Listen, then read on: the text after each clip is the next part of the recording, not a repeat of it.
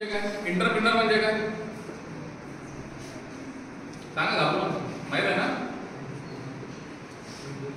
उद्योगपती उद्योजक म्हणजे काय? आपण आपल्या ज्या काही स्किल डेव्हलप करतो कॉलेज लेवलला शाळेच्या लेवलला त्या स्किल मधून आपण आपला एक उद्योगधंदा उभा करू शकलो पाहिजे. जर आपण तो करू शकलो आणि त्यातून आपण अर्निंग केलं तर आपण काय झालो?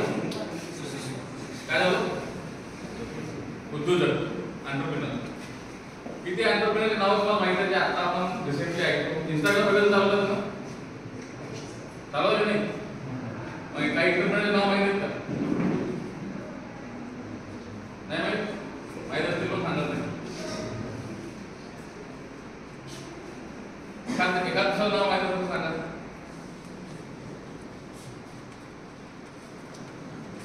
नरेंद्र मोदीचं घोषवाक्य काय आहे?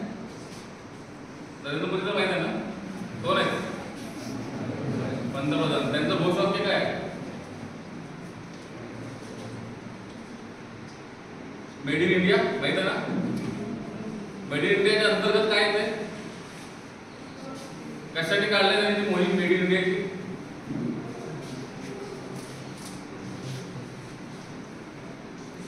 काही वर्ष जर पाठीमागे गेलो आपण प्रत्येक नवीन गोष्टीसाठी हे फॉरेन कंट्रीवर अवलंबून होतो. जी काय नवीन गोष्ट भारतामध्ये आली, ईव्ही कार्स म्हणा, कम्प्युटर्स म्हणा, गॅजेट्स म्हणा, त्या कुठल्या यायच्या आपल्याला? आणि त्यात मेजर एक कंट्री होती. कुठली होती? हा बरोबर बोला, कोणीच बोलला? चायना. जेवढ्या पण इलेक्ट्रॉनिक्स डिव्हाइसेस आहेत, जेवढ्या पण नवीन इनोव्हेशन्स आहेत, त्या जर्मनी किंवा चायना या दोन ठिकाणावरून आपल्याकडे एक्सपोर्ट व्हायचे. आजची परिस्थिती काय आहे? आज आपण त्यांना त्याच गोष्टी एक्सपोर्ट करतो. म्हणजे जेवढं तुम्ही उद्योजक क्षेत्राला वाव द्याल तेवढं जास्ती डेव्हलपमेंट जी आहे ती आपल्या कंट्रीची होऊ शकते. आता ह्या झाल्या इलेक्ट्रॉनिक्स गोष्टीबद्दल बोलू आपण. आज आपण कोणत्या इंडस्ट्रीमध्ये आहे? सिव्हिल इंडस्ट्रीमध्ये, कन्स्ट्रक्शन इंडस्ट्रीमध्ये. कन्स्ट्रक्शन इंडस्ट्रीमध्ये असे काय जोडधंदे असू शकतात तुम्हाला वाटतं?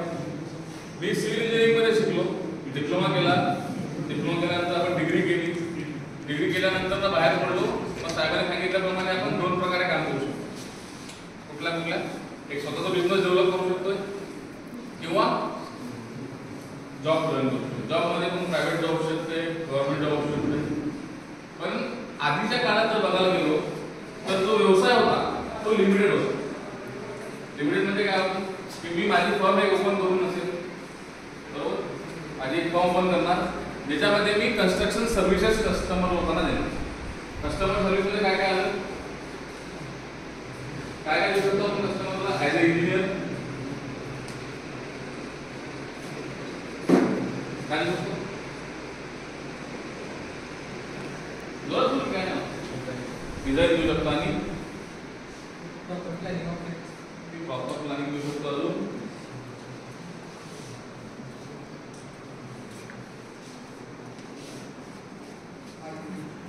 माहिती देऊ शकतो.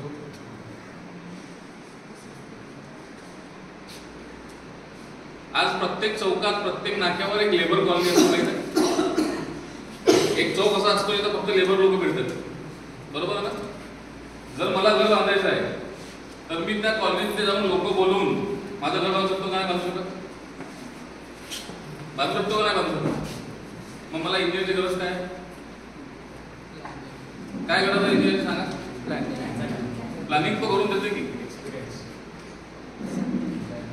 तुम्हाला गृहा नावाची कंपनी माहिती आहे? गृहा नावाची एक संस्था आहे, माहिती आहे?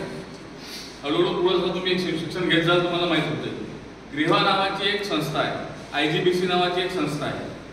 ते आपल्या इंजिनियर लोकांना सर्टिफाईड करते त्यांच्या संस्थेतून.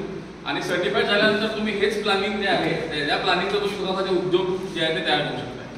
एखादं बिल्डिंग ते तुमच्या सहीशिवाय मंजूर होऊ शकत नाही. जर आज तुम्ही मार्केटमध्ये गेला आणि जेवढे पण मल्टी स्टोरी बिल्डिंग्स आहेत त्या मल्टी स्टोरी बिल्डिंगमध्ये गृहाचं किंवा IGBCचं सर्टिफिकेट असणं गरजेचं आहे. या दोन्ही संस्था काय करतात? त्या बिल्डिंगला ग्रीन सर्टिफाईडचं प्रमाणपत्र देतात.